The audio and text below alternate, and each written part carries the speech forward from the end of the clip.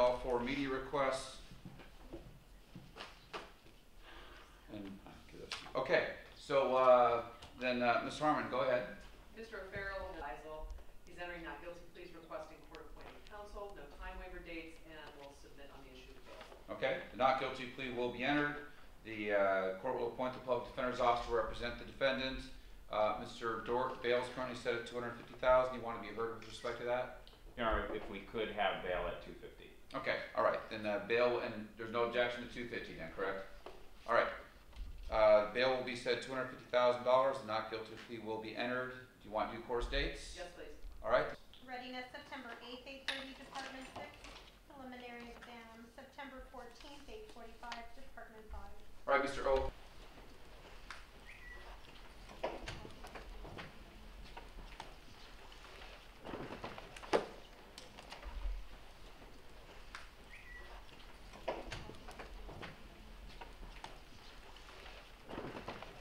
Any further requests? No, Your Honor. Okay, thank you. Jeffrey Dort, D-O-R-T, and I'm a Deputy District Attorney. Okay, so he was arraigned today. Some troubling information came out about him yesterday.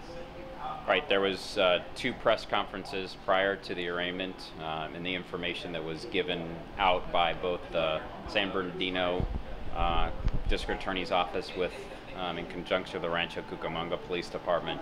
The defendant, Mr. O'Farrell, was arrested last week up in San Bernardino and this week in San Diego County. The San Diego County case involves the defendant being arrested and now charged with possession of child pornography. The case in San Bernardino, the defendant was arrested and has been charged up there with 1 count of misdemeanor annoying and molesting a child. The evidence that they discovered, that the sheriff's officials discovered at the suspect's house, at the defendant's house, they said that it was many young boys engaged or in various states of undress, and some of them engaged in sex acts. Do you know if that was with the defendant, or? The defendant is charged with possession of materials of child pornography. Okay. So at this point the investigation is ongoing, but he's been charged with 1 felony count down here in San Diego and 1 misdemeanor count up in San Bernardino. So there's investigations in both counties, and any information can be given to the Rancho Cucamonga Police Department in regards to the crimes that occurred up in the library in in San Bernardino County, right. And any information in regards to anything that happened in San Diego County. If it was in Carmel Valley, would go to the San Diego Police Department, and if it was in Solana Beach, would go to the San Diego Sheriff's Department Encinitas substation.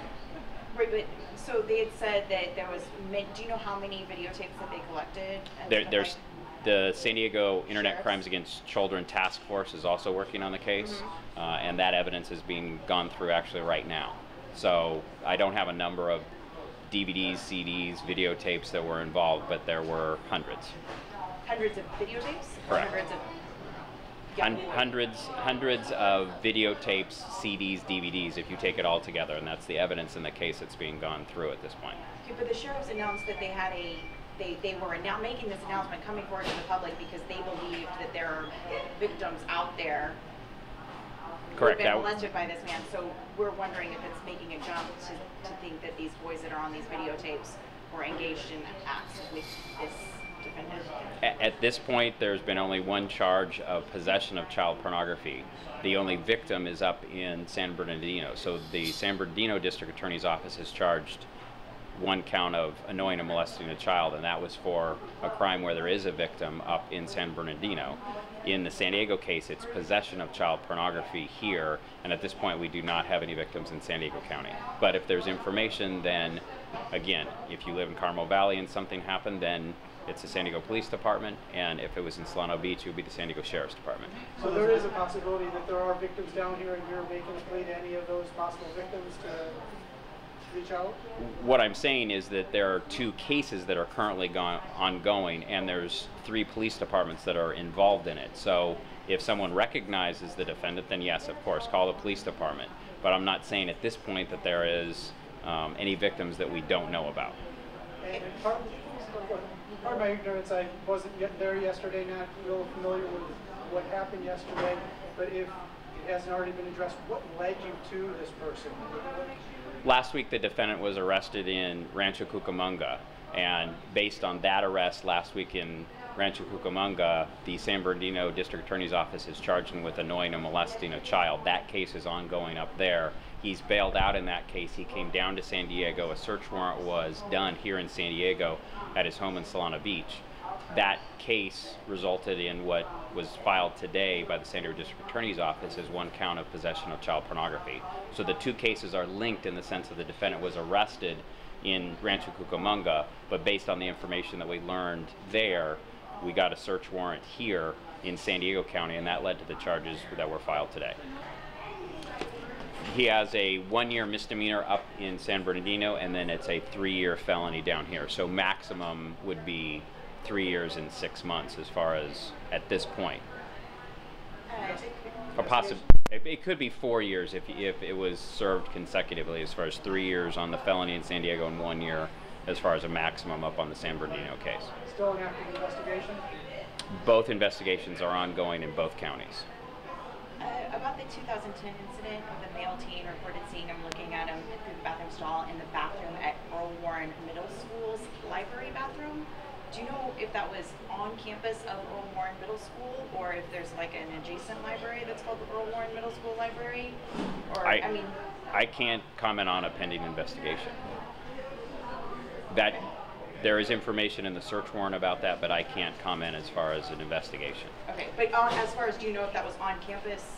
Because I think what parents might wonder out there is, hey, if this guy was on a school campus in a bathroom with a young minor, how come he wasn't taken into custody then? Can you answer that? I can't comment on what happened in 2010.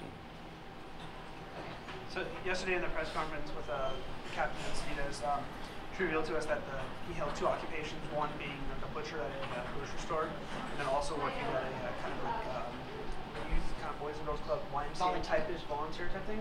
Do we have any confirmation of any relations that he had in the second occupation? Anything that? I'm not aware of what his occupation was, and again, that's because the Sheriff's Department is working on that angle. They may know some more information, and will get the reports to me when they've finished that. Right. Definitely scary though. Like anytime you have someone with charges that are currently facing now, and you know that working in public in such a quiet part, right? Definitely. Based on what the Sheriff's Department has revealed as far as the San Bernardino case, anyone that contacts young boys in a bathroom, that is a case that is alarming to everyone, every parent, and then now we've filed charges where he's in possession of child pornography, so that is disturbing. Yeah. Okay. Thanks, sir. Sure.